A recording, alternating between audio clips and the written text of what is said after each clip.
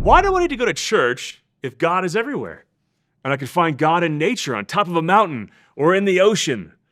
We're going to talk about why that question is a cop-out and how you actually can find God everywhere, and finding him in church and in nature both help you enjoy the other more and become more fully yourself.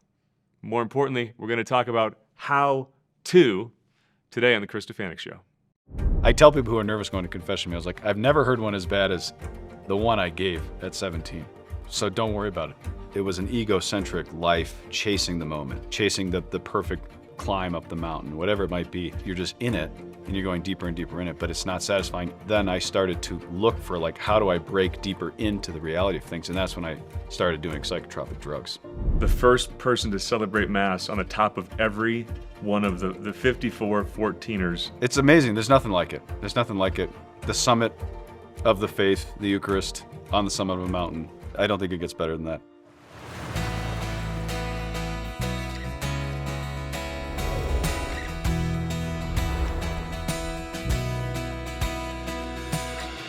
Welcome to the Fr Nepil Show.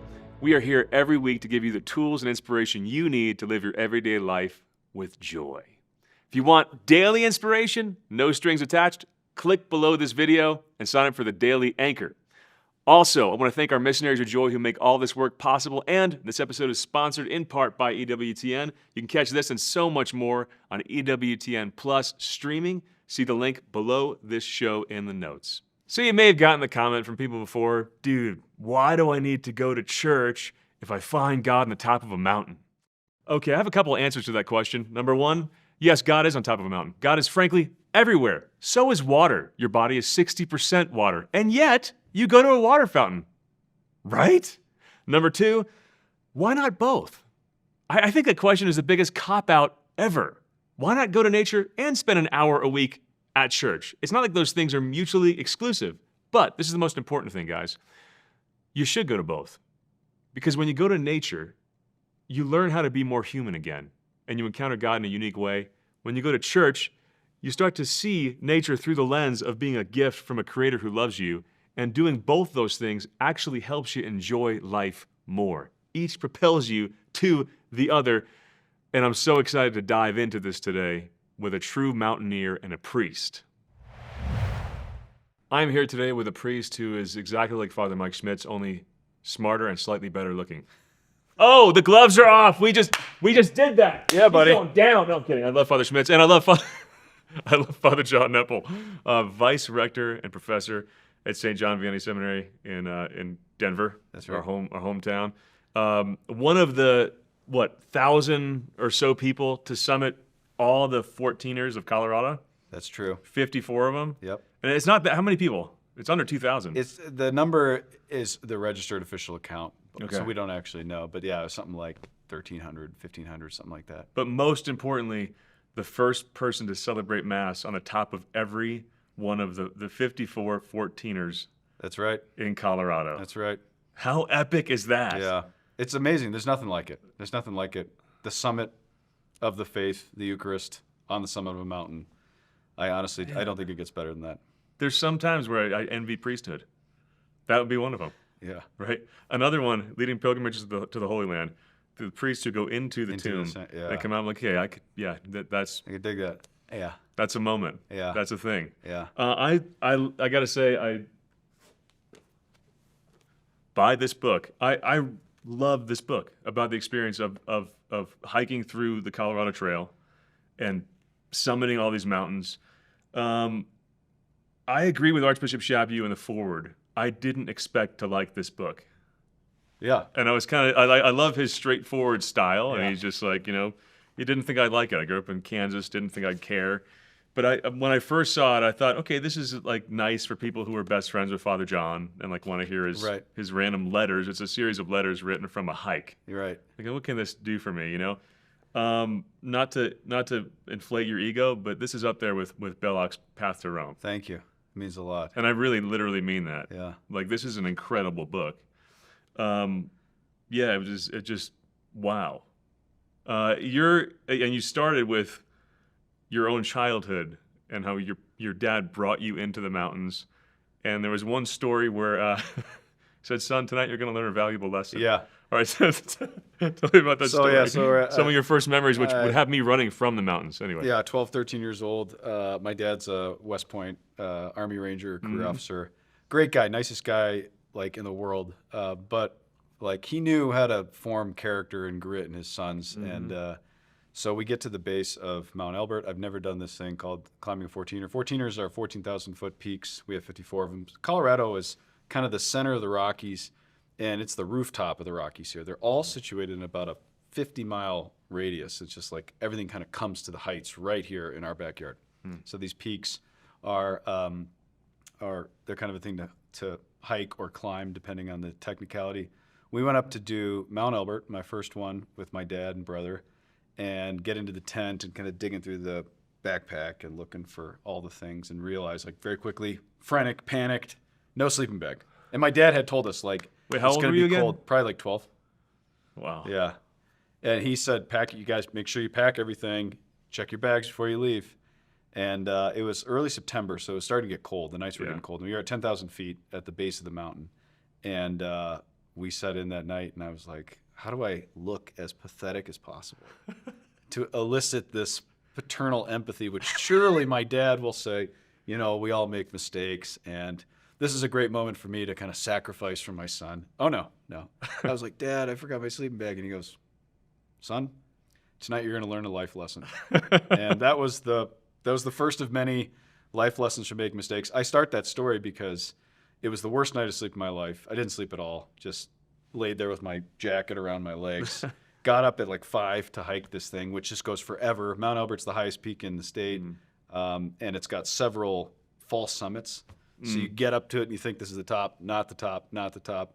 And this is before iPhones. This is before any kind of technology. So you just have a book that says, go up here, turn right here.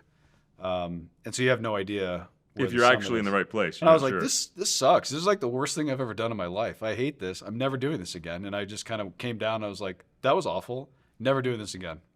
Fast forward, here we are. You did it many more times. Years. Yeah, many, many more times. Yeah, fell in love with it.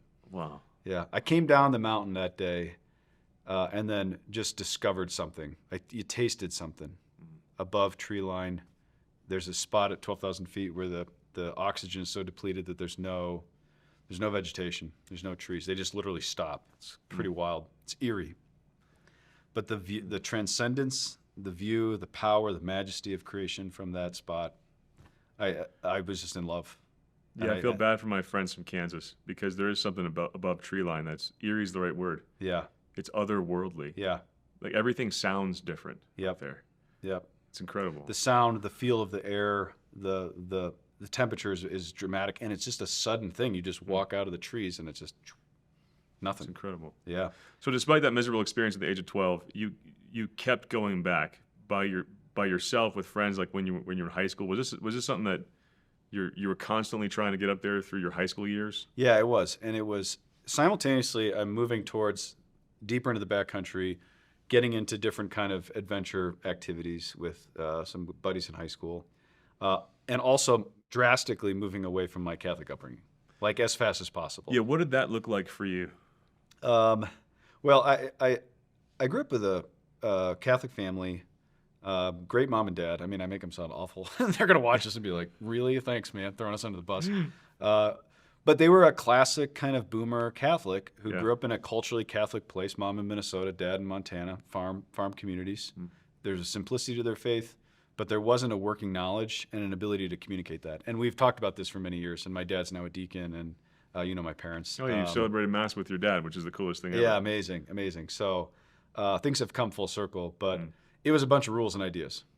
And it just felt like this repression of my freedom and my ability to live my life as I want on my own terms. Wow. And so one of the questions I brought into the book was, what was it about those early years where I was in the backcountry, but I wasn't finding God? Because I think that's the experience for a lot of people. They have a spiritual experience. You know, you hear all this, I'm spiritual but not religious type things. That's a lot of people that are in the mountains, that are in Colorado. And it's a crisis of worldview. That's kind of what this book tries to serve. Is it tells the stories of these adventures, but it's really about like how do we get and form young Catholics, not just by doing all the externals, which I never interiorized. I just had to do them. You're going to Mass, why? Because we said so. Okay. You don't do this, you don't do this. There's a bunch of prohibitions. It was just the law, is what it felt like. And I was like, I'm ready to get out of here and get away from this church. And then you start to hear all the kind of Marxist and kind of Nietzschean critiques of institutions. And I was in a public school where I was just kind of, everybody starts dabbling in existentialism in high school. I guess not everybody, but I definitely did. And most normal kids actually don't start dabbling. Exactly. Okay, so I did that. Deeply thinking kids do. Yeah, and started to kind of formulate ideas. And so the first couple chapters of this are really unpacking what is the secular worldview that we find ourselves in. If you just follow the path of least resistance, and you're not actually evangelized as a Catholic, what is actually taking place in terms of how I think about reality? Because that's what a worldview is. It's striking that Summit County, where so many of these mountains you hike are, and it's so stunning, has almost double the national suicide rate. Yeah, it's when you have that existential angst, and then you're looking for beauty and saying, "Please let there be more," and your conclusion is there's no more. Yeah, that's the moment of despair.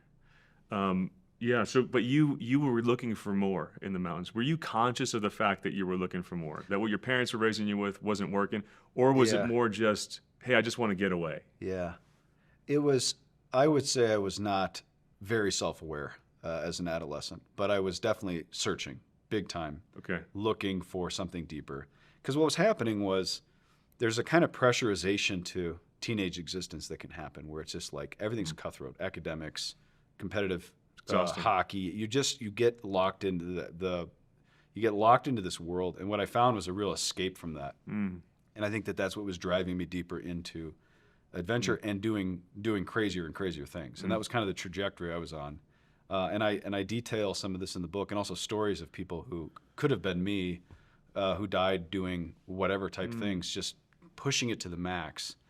I think that there's a lot of intense people out there who are looking for that kind of escape into the backcountry, but I was also discovering something deeper and more real that I was looking for. So it was like trying to fill my life with something new, but also it was mostly an escape.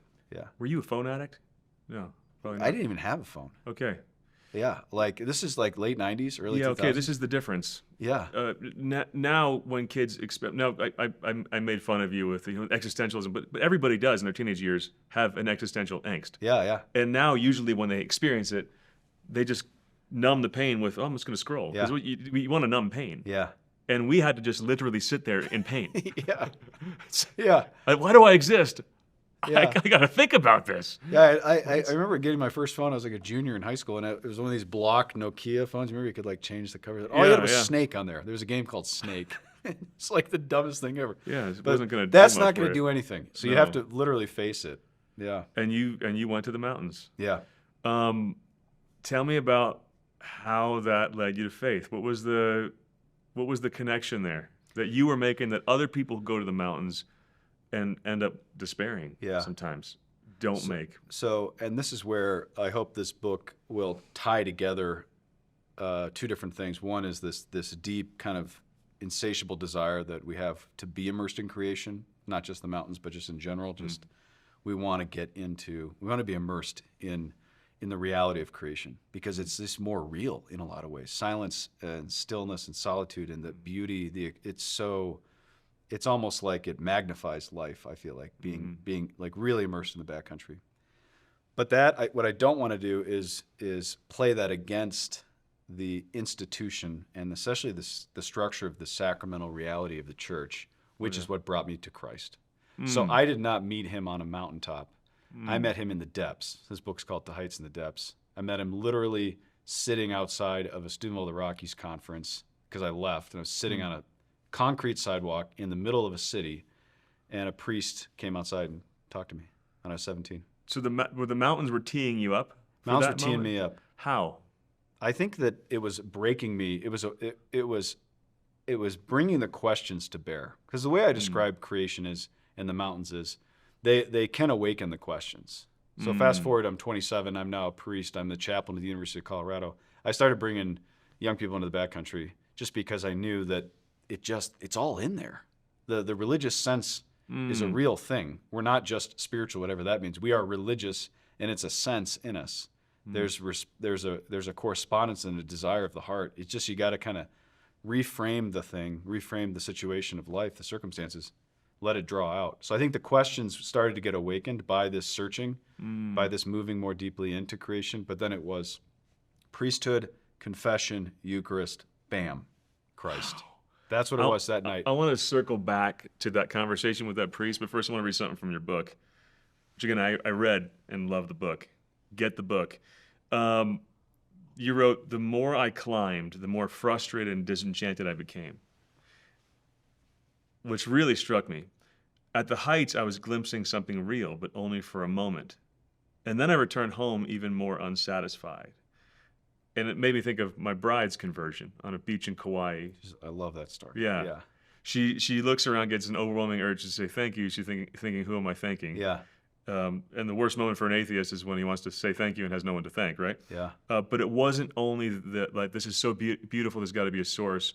It was also the angst of, please tell me there's a source. Please tell me there's more. This is pointing to something more, and that pointing is a deception if there's not something more.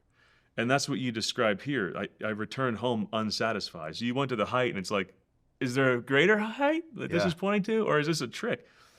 Later, the author G.K. Chesterton would put words to my experience. Take away the supernatural, and what remains is the unnatural. Unpack that last sentence for me. Yeah. So that angst you were feeling. The angst and the fuller story is you start tasting these things, these experiences. There's a chapter called The Ego in the Moment, because it was an egocentric life chasing the moment, chasing the perfect powder line in the backcountry skiing, chasing the perfect climb up the mountain, whatever it might be. And it becomes almost like consumeristic. So it's just like the next thing, the next thing, the next thing, the next thing. And you're just in it, and you're going deeper and deeper in it, but it's not satisfying. And there's this kind of diminishing return where you're just not getting what you're looking for, because it's not meant to be consumed, right? This is not a product. Creation is something that has to be reverenced. I talk about it. It's not useful to try and build up my ego or whatever it is. So then, and I don't talk about this in the book, but then I started to look for, like, how do I break deeper into the reality of things? And that's when I started doing psychotropic drugs.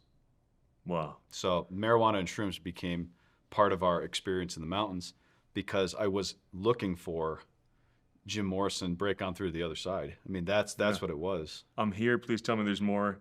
I'm going to force this something There's more. not more, so I'm gonna force it. Yeah. Wow. So I can't tell you how many guys. I go skiing a lot. Yeah. And how many people are on the slopes now, and they're tripping on something. Yeah. And I'm thinking, isn't the beauty around you enough? And Yeah. the answer is no. It's not. It's actually Without God. It's torturous without God.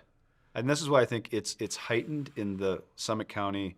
Crested Butte, Colorado is a place where I spend a lot of time. Beautiful and terrible suicide rates and depression and anxiety. Everything's heightened because the tension of living in the beauty is so extreme and so powerful that I think it just pressurizes people without God, without something that actually transcends it. So while you were in the mountains on shrooms and smoking weed, through that experience, were you starting to experience even more? This is not enough. Like, were you kind of aware because your upbringing? This is not right. This is not, because you obviously didn't want to keep going down that road. Yeah. You were conscious of it, but kept going. Yeah. Like, tell me more about the growing discomfort with you know, because some people become comfortably numb because it's like, okay, I found the shrooms now. Yeah. I'm good. Now, this is why Why was it not good for you? Well, I mean, I thank God for this, because the only option is to keep pushing into harder drugs. So we had plans to move into some really intense stuff right before my conversion happened, which was right before my 18th birthday, going into my senior year. What were you going to be doing? Oh, we were just going to go into acid and just kind of more kind of hard line stuff like that. Moving away from more natural drugs, as we like to think of it. It's hilarious that people are like, what's natural, so it's fine. Oh, it's so awful. And I have, I've talked a lot with, like, young people about drug culture and this whole kind of medicinal, and I know it's not our topic today, but it really profoundly made me a selfish man. And so back to the conversion moment, I had to be saved badly because it wasn't just I'm this super nice, virtuous guy who just really loves the outdoors. It was like I'm becoming a deeply hardened, selfish individual. Wow. And my parents saw that. And that's where I think they said, we've got to do something. We've got to intervene in this kid's life. So they dragged you to a Steubenville youth conference. Paid me. They paid you to go to a Steubenville youth conference. Yeah. How much did they pay you? Like $500. They paid you $500, and this is in the 90s. This is inflation. This would be $1,500 today. I owed them a lot of money for some legal situations that I found myself in, and so they were like debts forgiven, Jubilee type. They were so desperate, and so we shifted. They basically. God bless your mom and dad. They're amazing. Watching. They're the best. Mr. and Mrs. Nepil, you're amazing humans. They are. Sorry, go ahead. They are. But there was a moment of crisis in the family where. They were like, we're losing our sons. I have a younger brother and a younger sister. The younger sister was still in middle school, but brother and I, Steve was always had a more moral kind of focus and compass. I was more of just, I don't know, kind of going off the rails. But they were like, we have to radically change our life. We're going to start going to Mass every Sunday. We're going to find the most dynamic parish we can. So we're going to start driving and looking around for this place. We need to get them connected with youth ministers, priests who can speak to their experience. We got to get outside of ourselves and start availing ourselves to what the church can offer. They all started to do this and put things in motion that then set us up for this experience. What happened, they called the parish and they said, we've got these sons, and they said, well, this is coming up. And they're like, they won't go to that. And the parish secretary is like, have you ever thought about just paying them? Do they owe you any money? Amazing. Okay, so here you are. Yeah. You've been looking to break through to the other side. The mountains left you longing. The drugs leave you longing. Your parents pay you. The conversation with the priest. Yeah. So I was stoned the whole first day of the conference. Wow. That was my first plan. I was like, I'll take this money, but I'm not interested at all. And then what happened is, as it always does, the high wears off. The depression sets in. The anxiety returns. And you're left with yourself again. So we didn't have iPhones, but there's always something you can use to escape and try and medicate life, and it just is completely unsatisfying. Wow. So now it's Saturday of the retreat. It's a Friday to Sunday thing, and it's about 2:00 in the afternoon. And what's happening is there's just my own life is starting to kind of manifest. Now I'm starting to kind of awaken to the fact of like, you're actually pretty miserable. You're living a miserable, selfish life. And look at the witness of these joyful people, 2,000 of them around you, obnoxiously joyful. And that's what started to kind of turn and open things up a bit. But it was the priest who came in with the kind of delicate and thoughtful direction. I needed to be directed, but I needed a very gentle hand. Because I have this facade put together, like I've got it all figured out, and I've intellectually refuted the Catholic faith and all this BS. But deep down, there's just so much pain and confusion. Wow. In a 17-year-old. And that guy, he was everything in that moment. Who was he? Jesus Christ. I don't know. I've never seen him since. Wow. He brought me into the confessional. We made a very long confession. I tell people who are nervous going to confession, I was like, I've never heard one as bad as the one I gave at 17. Wow. So don't worry about it. Don't worry. I promise you. I've never heard one. I've heard thousands of confessions. Never heard one as bad as that. So you're not going to shock me. And I've never seen him since, and I have no idea who he is. Wow. So that's one of these things that we wait for heaven on that. Amazing. So the witness of that joy and just saying, okay. Yeah. Were you aware that your life was changing in that moment? Not at all. I mean, but I remember walking out of the confessional and just feeling this immense sense of peace. God, it's like so good. A lifting of years and years of just so much sin and pain and weight. Like that, the heaviness of sin is just, we forget that, what we're carrying. And I felt just immense freedom and joy, and things got simple and quiet in my soul. And I walked back into the conference, and they were beginning this thing called Eucharistic Adoration. No idea what that was, but I was like, I just need to pray. And that was the moment. That's when I met Christ. Wow. In the Eucharist. I love the word metanoia. Yeah. When Jesus said to repent, he's saying metanoia, change your whole mind, your whole outlook, your whole worldview, right? So now you're a converted person. And I'm sure a lot of the habits took a long time to quit, right? I don't know. Did you ever go back to drugs and slowly wean off? Or was it like, I'm done? The guy showed up the day after, and then they're like, we're going to the mountains. And I was like, I'm done. I'm out. And I was like, I still have some weed and alcohol and stuff. You can come get it. They did. So I gave it to him and I was done. There was a fall about 9 months later. Fell back into it for a weekend. But I knew I could never go back. You just knew it, and you just drag your sorry butt back into the confessional and just say, okay. So that was the summer of 2001, and it was the most transformative and unbelievable experience of my life. I'm still just even telling the story. I'm still shocked that this happened. My family is too. Your parents are too. Totally shocked. So. Best $500 they ever spent. Yeah. So then we took it to turn it up to 11 for Spinal Tap friends. My brother and I were like, all right, we don't care about anything. We don't care about college. We don't care about anything. Our single focus is to become saints. This is it. So your brothers too with you? My brother had a conversion too that summer. Oh my gosh. Yeah. So he and I are like going back in. So now you got two guys going back to public school who are like the stoners of the school, who are like these crazy on fire Catholics who are obnoxiously getting after everybody. And your friends are shocked. Shocked. Everybody's shocked. And then we take it to the next level, and this is terrible theology, but this is where we're at. We didn't know anything. So we're like, the only purpose of life is to be a saint. And the only way to become a saint is to become a priest. So we're both going to seminary. Terrible theology. Terrible. But I thought the same thing. We literally... I discovered I fell in love with the sacrament of marriage, then met Natalie, but my first reaction was like, I'm all yours, Lord. This is the way. Yeah. And it's the idea of serving with an undivided heart, but of course there's states in life and there's a particular call. It just took us a couple years. Whatever he calls you to. But we both went to seminary. Wow. Somehow they accepted us. Wow. Like they actually were like, okay, like I don't know. Now I'm on the full side of work in seminary. I'm like, geez, man, I don't know. These guys are pretty raw. But we went to seminary. My brother the year after me.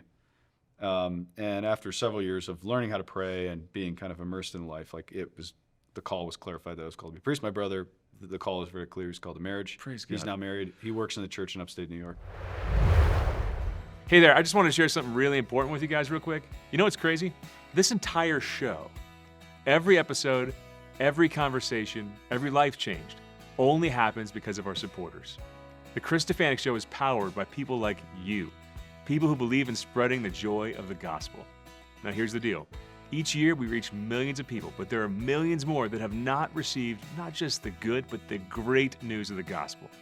We want to reach those people, walk with them, and that's where you come in. When you become a monthly donor, a missionary of joy, you're not just donating, you're actually making this mission possible. You're helping us bring the hope, truth, and joy of the gospel to a world that desperately needs it. And that's not all. As a missionary of joy, you get exclusive access to all our video series, including Living Joy, Rise, Renewed, Fearless, and more. You get exclusive early access to new releases. You get Monday motivation texts direct from me. And you get access to our daily anchor, daily inspiration to fuel your faith. The truth is, the gospel is too good to keep to ourselves. If this show or our work has encouraged you, challenged you, or strengthened your faith, imagine how many more lives we can change together. Don't just watch the mission, fuel it. Click the link below and become a monthly donor today. It'll be the best investment you make this year. You go back with a new worldview into the mountains. Yeah. And you drew out the distinction between George Mallory and Edmund Hillary's approach to the mountains. Yeah. And one is, I'm going to bag a 14er. Yep. Or I'm going to carve a wave. I'm going to tear it up. Right. And the other is a longboarder or a guy who's a pilgrim in beauty. I like it. Right? I like it. And is letting creation move him. Sum up the two differences. Yeah. Because you're going to get more out of creation with Edmund Hillary's approach. Yeah. But yeah, talk about that. Yeah, so the two most famous guys to attempt Everest, the first one does it in the 1920s, this guy Mallory, I compare their worldviews. So Mallory is very much so a secular, modern approach, which is Why, he says famously, he's asked by reporters, why are you climbing Everest? He says, because it's there. Because it's there. But then he goes in, and I kind of talk a little more about this in the chapter, where he goes into specifically, we have to conquer this. We have to climb this. We have to make this come under man's domination. Nature is meant to be dominated by man. This is modernity. This is how we think. This is how the Industrial Revolution begins. Excuse me. And so he kind of carries that spirit of the age to, we have to conquer this. Fast forward 30 years, and George Mallory dies attempting the mountain. We don't know if he actually summited it or not, but he dies on the mountain with a companion. Fast Frankenstein, man. You try to conquer creation, it doesn't work. Exactly. Yeah. And then you have Edmund Hillary, who in 1956 summits, and his approach is much more different. And it's not necessarily Christian, but it's not this kind of command and conquer the universe type modern mentality. And he has that famous line where he says, it's not the mountains that we conquer, but ourselves. So it's really about self-mastery and about the conquest that happens through hardship. And I think that's more of a direct lens that the Christian can enter into that more deeply. The first one, we can't really interpret that or understand that. It's acting on creation versus letting creation act on you. Exactly. The transformation of the soul that happens by being in creation, and especially being challenged by it. And letting being talk to you. You had there's another great quote from your book about letting creation speak to you and form you. With a Christian understanding of humanity, we gain a new awareness of how created things present themselves. We find them alive and speaking. And I think this is what gets into the metaphysics of creation, yeah? That you're letting being speak to you. And you're raising your intellect to learn how to read it and hear it, right? What does that mean? Yeah. What's the metaphysics of creation? And make it not scary. Yeah. Because people hear the word metaphysics and like, metaphysics. Yeah. But you also shared in your book, if you choose between steak and fish, you're doing metaphysics. So that's my favorite story. That was a professor of mine named Giulio Maspero, this wonderful Opus Dei Italian priest, and he was describing metaphysics to us. Yeah. And he said, "Yeah, we go to the restaurant this evening. It's so Italian to like everything's about food in Italy, you know." And he says, "You go to the restaurant, and the waiter says steak, fish." You make a decision, you're doing metaphysics. What he means by that is you're reflecting on the meaningfulness of things in themselves. So the fish is meaningful as a fish. It means something. It is something. And the steak is meaningful in itself. It's the reality as it presents itself. The challenge we have and the loss of metaphysical thinking. Define meaningful, though. Because people think meaningful, they think it's speaking to me in a deep way. Yeah. What do you mean by meaningful? Meaningful, meaning in itself. Okay. The thing itself is significant, intelligible, ordered, rationally thought. Okay. Yeah, it's a great question. It's a deep question. Yeah. What is meaning? Like maybe an answer to it is like, this is not simplifying it, but the word logos I talk about a lot. So Christ in the beginning was the word, logos. But logos really does mean word. It also means meaning. It means rationality. It means intelligibility. So the ancient understanding of meaning was word. This steak and this fish are presented to me, and it's almost like a word. Wow. And the word is the giftedness of love. That's if I could summarize what is this whole metaphysics of creation? What is it? Meaningfulness, all this stuff. It's all about gift, and that's what I missed before. Wow. I was in the mountains. Can I stay on the structured like that? Steak for one more second? I can stay on that. Yeah. I think there's there's the thing that makes it fish is not just the DNA of the fish, right? Yeah. It's there's something immaterial, metaphysical, beyond physical. Yeah. That is fish about that thing. Right. Right. Just like you, even if you had your arms and legs chopped off, you'd still be human. Right. But that speaks to a whole spiritual dimension of life, and even a little kid says fish versus that, in a way that animals can't. That the postmodern mind is missing in this like uber materialist scientistic worldview, right? Am I getting this right? Absolutely, right on. Peter Kreeft wrote about the ocean, and if there's one gripe I have with your book, it's that you are more of a mound of dirt and rock lover than an ocean lover. But he said the scientistic mind, to talk about like the philosophy of scientism, not just a scientific person, exactly. but that reduces all things to, if it's verifiable with the scientific method, it's true, everything else is blah, blah, would look at the ocean and see lots of H2O moving around, whereas the pre-modern mind would look at it and see mystery and awe and spirits and life all interconnected. He said, well, which one's got it more wrong? Yeah. You know, the postmodern person is getting it totally wrong because you're missing that metaphysical spiritual reality that you're tapping into, learn to listen to. So sorry for the tangent. Pick up there. No, good. I do want to say, while we're on the tangent, I think the Stefanicks need to write, you and Natalie need to write the ocean version of this, because my buddy... Sold. She's watching in the sound booth. There you go. Natalie, begin writing. That's your task. Good. Her fist is up in the air. Yeah. That's a promise. I love her story. I love your guys' love of the ocean. I love talking about Hawaii and the experiences there. My buddy, Father Tim Danaher, who's the chaplain up at Dartmouth College, he's a Dominican, and as all Dominicans are, a little cheeky, you know. So he goes, "This is the only great book you're ever going to write." He said, "You peaked early. You peaked early. Congratulations." And then he nailed me for. I have one critique of you. You don't pay attention to water. You think it's this cute little spot to put your tent next to, and he's like, "This isn't a critique of your writing. This is a critique of your soul. Start paying attention to water." So I need your book. There's something wrong with you. Oh, if you don't like the best. ocean. I love it. It was one of the best things. That's one of the great. best things. But yeah, back to the fish or the steak. Or I was teaching third graders last week, my nephew's class, and I was talking about avocados, and they all loved avocados. I was very impressed. Very healthy kids at Lord's School. But I said, I remember when somebody taught me how to cut an avocado, because I would just I'm a terrible cook, and I would just destroy the whole thing. And I was like, there's a way you can cut it. You got to cut around it, and then you pull the center out, and then you kind of cut it into the cube. It's amazing. And I said, the point of it is that avocado has a nature. There's an avocado-ness to the avocado, and if you want to work with the avocado to achieve the end, then you gotta work with it according to its structure and form. Wow. So that was the homily. I don't know if they got anything about natures or metaphysics, but they remembered the avocado.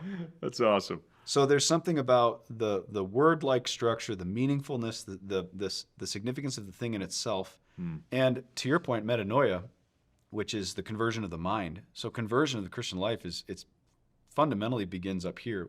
We have to think differently if we're going to act and choose differently. And the way we think differently is, and St. Thomas Aquinas is so good on this, it's about conformity of the mind to reality. Right? The truth is outside of us. The truth is outside of us. It's not up here. I conform my mind to reality, and that's the apprehension of truth, of things. And so we've totally lost that in our modern and postmodern mentality, and that's why we try to control things and apprehend things, because we actually think this is the center. And we don't let them speak to us. Right. We miss what the ancients saw. Yeah. And then the experience of the mountains becomes profoundly empty. Yeah. So when you're in the mountains now as a Christian, you know, and I hate when people are like, you know, I don't need to go to church. The mountains aren't my church. Like, it's the biggest cop-out ever. Totally. And you're missing the whole worldview of the mountains that sees them as a gift, which is way better. Yeah. As opposed to a random happy assortment of molecules that has achieved some peaks that look pretty. Yeah. You know, what does it say to you now as a Christian up in the mountains? How does it speak to you? Yeah. And also, how do you overcome the obstacles? People don't hear it. Yeah. Because even if they're Christians, they're in this worldview that's scrubbed of all this. Yeah. How do we let it speak to us in the way that you do? Yeah. That's a good one. That's a good question.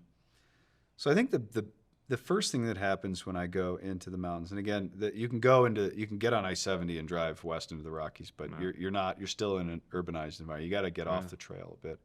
Yeah. The first thing that happens is it seems to be that humanity, I recover my humanity. I literally feel human again. I got on the bike yesterday and just had to hammer. It was cold outside and rainy, but I was like, I got to get back in touch, because I'm just in my head and I'm sending emails and doing all this different stuff, and I got to just slow down and focus. And so there's something about physically doing something active that then kind of we start to kind of recover a bit of the humanity, of just the being human in a technological, in a digitalized age. So that's the first thing, is just the kind of, okay, I feel like I'm coming back to life a bit here. And that requires silence. It requires some stillness in the heart. And then everything starts to, of course, come out, manifest. So it's almost like it almost feels like medicinal, in a sense of like the creation just starts to work to bring us back human again. one of the things, another aspect of it is when we go into creation, we're seeing reality as a gift again. It doesn't feel like that in the cities of concrete and glass. It just feels like hectic. And I was just on I-25 coming down here. It's just crazy. Everybody's just all over the place. Where are we going? Why are we hustling everywhere? And all of a sudden you slow down and you realize, like, this is all doesn't have to exist. This is all pure gift. Creation is gift. And so it kind of reattunes us to the reception of that. And then you start to realize, oh, when I immerse myself in creation, and I think this is what people get on a naturalistic level a lot, I actually feel received as gift again. Like creation, it sounds almost pantheistic, but I think there's truth, how God is working in it. I actually feel received and gifted like I'm a gift in this world. You're part of the thing. I'm part of the thing. I'm in creation. That's awesome. I am creation. So it's not just aspects of my humanity kind of recovering. It's actually, I'm coming back to the essence of everything, which is creatureliness. Like I am creature. And that sounds so weird to say it like that, but that means I'm actually contingent, I'm limited, I'm radically dependent, and that there's this source, this uncreated thing. Because God is not a being amongst beings. He is being, capital B. This is the metaphysics stuff. It's like metaphysics is a study of being, so how things are, what they are. God is the fullness of being. All things participate in that. And when you start to encounter the sheer magnitude of beings in creation, you're up on a mountaintop or you're sitting by the ocean, you see being in this kind of enormous and unthinkable way. It starts to open you up to that which cannot be known, which is God, apart from Christ, who comes into creation. It's really liberating, isn't it? Yeah. Because when you don't have that, it's the burden, you bear the burden of being God. That you, I've actually heard this summed up well, that the pre-modern world, there is a God. The modern world, I get to be God. The postmodern world, oh man, I have to be God. There's no meaning, so I'm therefore burdened with inserting meaning into everything that might not be there. How empty is that? But it's the posture of humility on top of the mountain. I get to be part of creation and get to enjoy it as a child. Yeah. That's true. That unlocks joy, doesn't it? It is. Childlikeness, humility. This book was written primarily as a through hike on the Caro Trail with just guys. But I taught. My son Joey was there for part of it. He was total stud. Yeah. Total stud. Amazing. Crushed it. Totally. Yeah, he was with us for 4 days. So I had 3 guys that I through hiked it with, and then every 4 days, guys like your son would come on the Caro Trail. Usually I'd invite a young priest, and he'd bring some guys. I think he was with Conroy, Father Sean. Yeah, Father Sean, yeah. So Joey came. There was like 12, 14 guys on that section, and they would come for a few days, and then they'd jump off the trail. And the book details these ridiculous crews, and it was pretty wild. But the point, we can go into that in a second, but the point here is to say I have a whole chapter on the feminine because my real training and my real work is not so much metaphysics, it's Mariology, so it's the study of Mary, especially Mary as the church, and Mary as the kind of the essence of creation. I got to have you back to talk on that book. Let's do it. That sounds for good. real. Yeah. No, go ahead, that's just so what I interpreted humility, receptivity. It's a Marian posture. It's a feminine posture towards God, which all of creation stands in this feminine posture towards God as gift and reception. But that's what I think happens. Is like if we go into creation to praise the Father, and we're in Christ, we become more Marian. That's the mystery. Because you're receiving. You're just receiving. Beautiful. You're just literally in a mode of pure reception. Wow. You talked about, during this interview, but also in the book, about worldviews and Catholic worldview. I've heard that said many times, but rarely heard people talk about that in a way that's like, okay, what does that actually mean? Yeah. And how does it make life better? Yeah. Can you spell that out a little bit and just tie some of the pieces together here for how this experience of nature and immersing yourself in it brings you into not just a natural worldview, but a truly Christian Catholic worldview? Yeah. Yeah. So the concept of a worldview it's hard to get our heads around. Yeah. Because it's the most foundational and basic thing that anybody has. So a worldview is this set of values and ideas that together create this total vision of reality. So the worldview is the deepest thing that's formed in somebody, and it's how, again, this kind of these values and ideas, how they kind of coalesce to and come to bear on my life. Basically, a way of putting it is, there's always presuppositions for what I'm doing, even if I don't know it.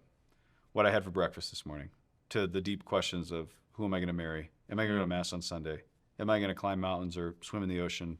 Like, it's not just I just doing things. There's this deep presuppositional part of my rational nature that is the worldview, and that is what informs all of my actions. And it's how I think about reality. So when Christ says metanoia, convert the mind, he's saying convert the worldview. That's what Paul is saying. And it's intimately connected to the body, because he says offer your body as a living sacrifice in Romans 12. Do not be conformed to this age, but be transformed by the renewal of your nous, of your mind, not rationalizing. Nous is the Greek word for the mind and intuition, rest, contemplation. So that's the first thought on worldview for you. You've experienced this a lot, and you spent your first part of your priesthood in campus ministry in Boulder. Yeah. There's kids who show up in campus ministry land, Yeah. and they go to church.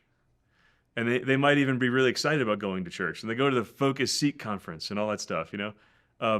But if you do the Catholic thing without a Catholic worldview, without a Christian worldview, spell out the difference there. What's the problem with that? Oh, man. So I'm going to reveal something I've never said publicly before. When I was a college chaplain, I was just kind of looking the lay of the land. And I was like, who am I trying to get in relationship with? Because we can kind of all. Remember that game, Hungry Hungry Hippos? Yeah. I don't know if your kids ever played that. You just kind of a phenomenal game. You throw the marbles out there, and everybody just kind of attacks it. Yeah. That's kind of like the priest, the campus minister, focus missionaries. Everybody just kind of goes for the same 12 kids. I know this is bad. This is raw. You might want to edit this. No, it's true. This is the landscape. It's rough. It's man. bad. And so I'm like, we got to break out of this. We got to break out of this. And here's how we're going to do it. I'm going to start an outdoor club called Aquinas Alpine. And I'm going to start planning trips that all these college kids I want to go on. So, and I would plan them months in advance. And I wouldn't tell them about it usually until right before. So like 6 months in advance, I'd have to work out with my pastor, covering masses for the weekend. And then like 36 hours before, I'd be like, anybody want to go canyoneering in Utah this weekend? And they'd be like, absolutely, because they're in college and you have infinite amount of time and resources. So I started doing these trips, but I had a crew of college kids that I said, this is what I'm looking for. There's 3 kinds of students. I called them locals, staples, and McCoys. McCoy is named after John McCoy, who had a huge conversion, but McCoys are like completely off the grid. They are not practicing. They have no interest in doing anything. They're the ones we have a hard time getting to. The locals are the solid, they're faithful. They might be socially awkward, they might not be, but what I want is the staples in the middle, who are friends with everybody. They know the McCoys, and they also know the locals. So I didn't want just a trip for our local population of the 15 kids who go to campus ministry for whatever reasons, which can kind of it can get too insulated. I wanted the staples who were attractive and compelling and interesting and had their foot outside so that they get the McCoys on the trip. So I would always tell them I want a third of every trip. So bring them in, and the McCoys would it would be wild. I mean, there was some stuff that happened. I was like, okay, we have some crazy characters on this. Yeah. But that was kind of what the trips afforded. It just broke us out of this mold. And then all of a sudden, so John McCoy, for example, this guy who's now, I did his wedding, and he's a great friend. He's got 4 kids. Praise God. Super faithful guy, amazing father. But he and I met on a 14er, and he and I talked all the way down about evolution. All the way down the peak. Way up, he wouldn't talk to me. Wow. Because it's like the priest. Yeah. And we had Mass at the top, and he was a fallen away Catholic. Wow. But all the way down, we just talked. And then that night, we sat around the fire and talked all night. And then, and so that kind of thing was what was happening in the mountains. And it's like some of my greatest joys were just spending that time with them. Wow. But you gotta kind of be patient and just kind of be around them. And this is where, as Christians, we got to really focus on what Ratzinger calls the art of being human. And I think you exemplify this personally in your ministry. Is like you gotta be normal. You gotta relate to them. Yeah, thank you. Humor, insight, thoughtfulness, but just that kind of steadiness of character, knowing who you are in Christ, being unassuming. I mean, these things, sometimes we overlook them and we want the kind of grandeur of sanctity and piety, but fundamental kindness and unassuming. I tell guys in seminary, I'm like, you do those two things, people are going to love you. Yeah. You might be terrible as a homilist, but if you're human, they can relate to you, it goes a long way. So a Christian worldview is about being real. Yeah. It's about being in touch with reality. Everything today is militating against that. Isn't that tragic? Absolutely. Which is why I love your whole mission and message here. It's to break, literally, you just got to walk away from it all in order to touch reality again. Yeah. To discover the worldview of like, oh, I'm a creature.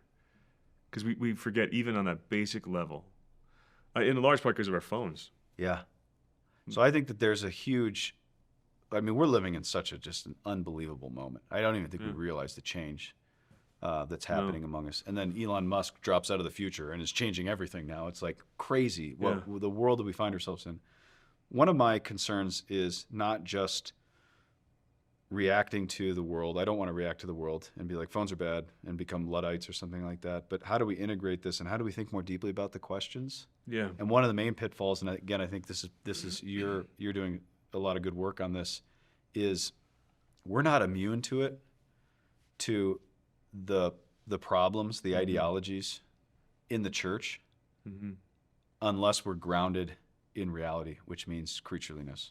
So if Catholics are not living as creatures, we're going to fall victim to ideologies such as liberalism, such as radical traditionalism, you can go down the list of like the weirdness that happens when we lose touch with the reality. And that's why I think there's something about staying in the dirt and in the water and in the things of life that help us as Catholics to live an incarnational worldview, which is the key to everything, the incarnation. Get outside. Yep. Put the phone down and get outside. Yeah. Right? I mean, you could do this if you're in a big city. Yeah. Just take a little walk, man. Just have those. I'm talking to myself right now. Yeah. Have that hour that you decide I will not look at my phone. I'll go outside. Even like I did this the other night. My dog had to go outside to go to the bathroom. I walk outside. I'm looking at my phone. Yeah. And the Lord it struck me in that moment. Just like, put it down. Look up. Yeah. I got that nice yard with like little view of the valley, and great yard. I put the phone down. I just took a deep breath, like, oh, God is in this moment. Yeah. But without intentionality, I completely lose that, and I just lose myself in it all. Yeah. Man. One of the things this phone does to us also is that it gives us a heightened sense of self-importance. So I have to be sending text messages. And one of the things I did when I went on the Colorado Trail was I had this auto reply in my email. And this ticked a lot of people off, but it was fantastic. I wrote, so let's say you email me, this is July of 2022, and you get a response that says, I am through hiking the Colorado Trail for the month of July. When I return on August 1st, I will delete every email in this inbox. Yeah! If you need to get a hold of me, reach out to me after August 1st. And you know what happened? Everything was fine. Western civilization continued without me sending email for a month. But we get this sense of like, oh, the seminary's probably going to fall apart because I'm so important. I'm so indispensable to everything, my immediate communication to everything. Now, I'm not saying we should get rid of our phones, but I am just saying it was a good reminder of like, oh, things just kind of moved on. Like people they figured out answers to their problems. I love that. I'm going to do that. Yeah. I'm going to do that because the reality is that when you don't do that, what you're saying to everybody is, I'm going to pay a penalty for being away for a week. Yep. By being bombarded with 3,000 emails. Yep. You're the second person I know that's done that. The first is Bob Rice, where I've emailed Bob Rice, I got a response. I'm not here, and I will not read this email. Yeah.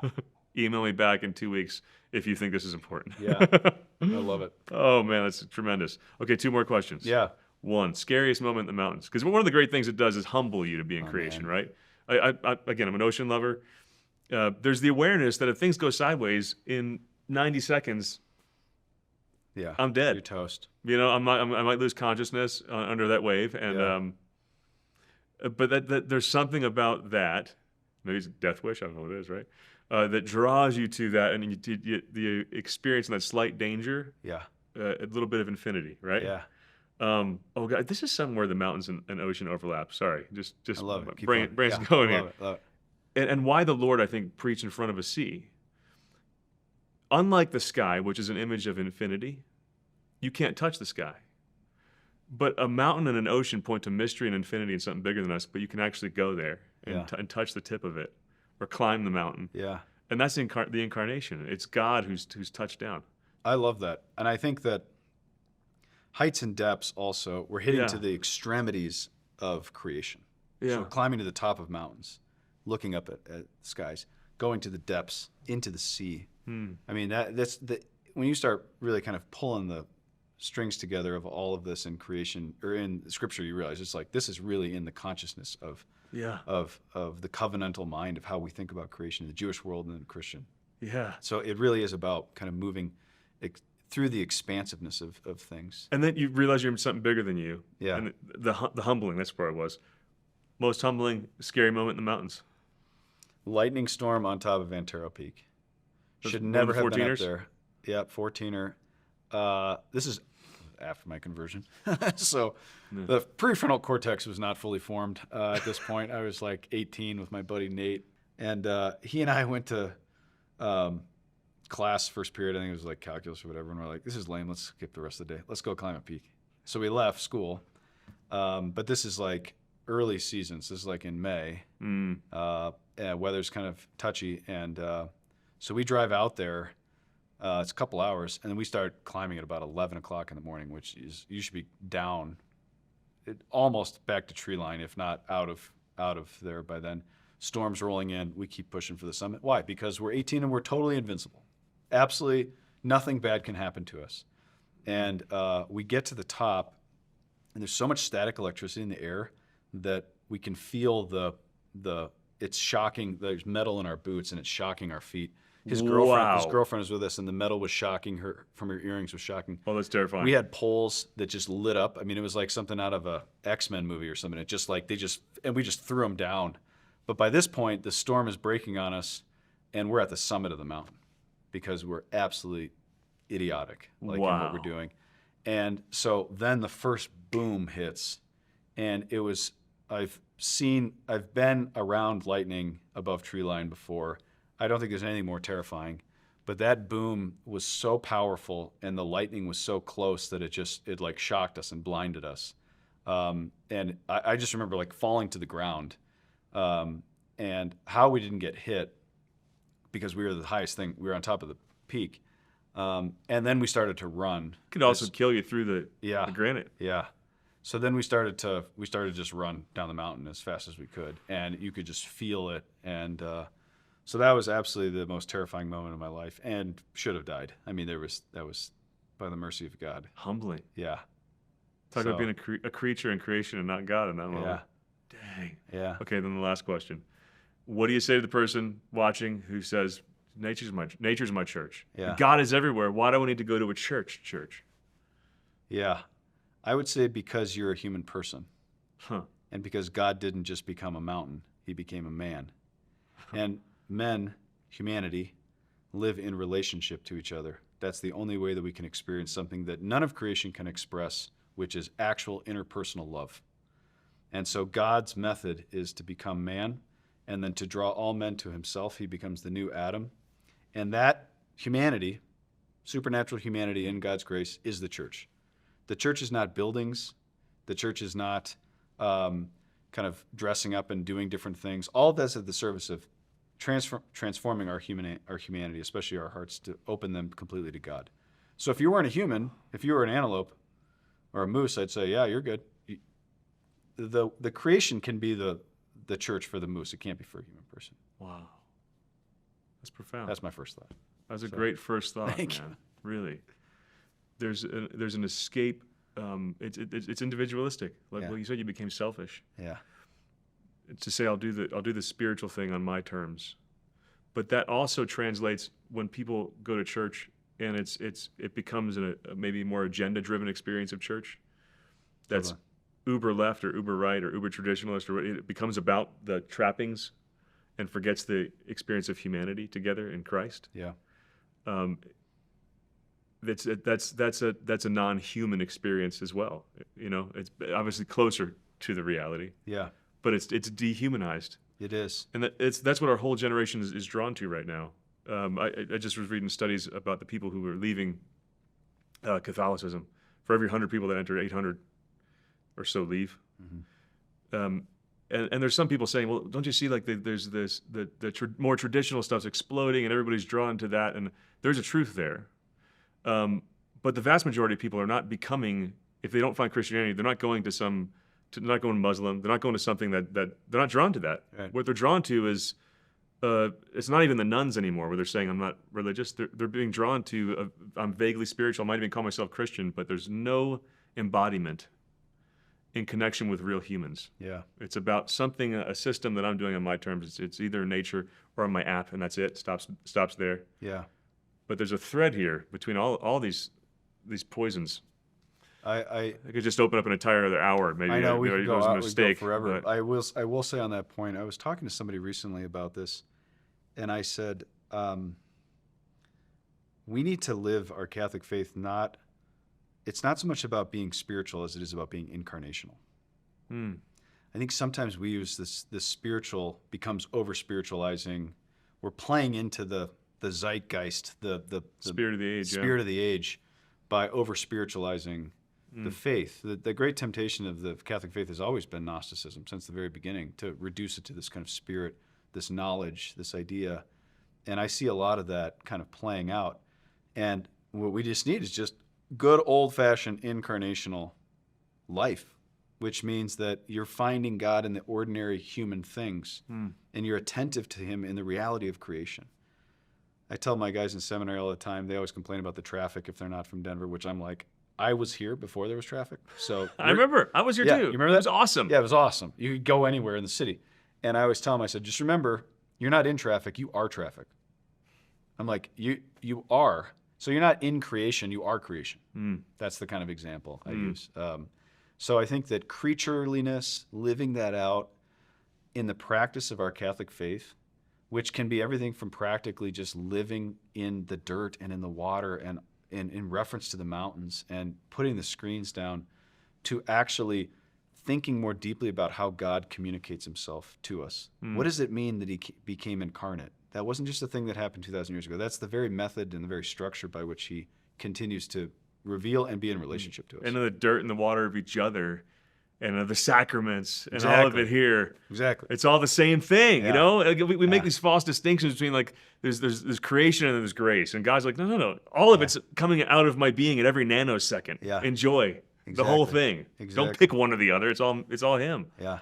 Thanks for embodying that, living it. Thanks for taking this took time. Yeah. I was reading this and realizing, okay, this is not something you do off the top of your head.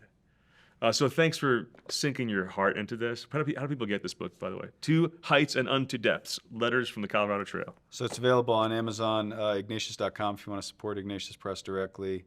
And there'll be an audio version coming out in the next few months. So if you're looking for that, grateful. Thanks so much for being with you. Oh, man. Thank you, brother. Thank you. Yeah. It's great to be with you, dude. Seriously, thank you. It's a gift. I want to close with this beautiful quote from St. Augustine. He said, question the beauty of the earth, question the beauty of the sea, question the beauty of the air. And he goes on with a list of things we should question. The sun, the moon shining its rays, the animals that move in the waters and amble about in dry land. Question all these things, they all answer you. Here we are, look, we're beautiful. Their beauty is their confession. Who made these beautiful, changeable things, if not the one who is beautiful and unchangeable? Be sure to unplug, close your devices, look at nature, question, let it speak to you, let it form you as a Christian and as a human. Thank you again to our missionaries of joy, and be sure to sign up for our daily anchor and for our newsletter. We have so many exciting things coming out to help you become a fuller Christian and a fuller human, including, stay tuned for this, we're going to be leading a pilgrimage to beauty, me and my bride, and I'm going to hopefully rope Fr Nepil in on this, to Hawaii. So anyway, you'll find out about all those things if you sign up for our newsletter. below this video. I love you guys. Thank you so much for being with us. See you next time.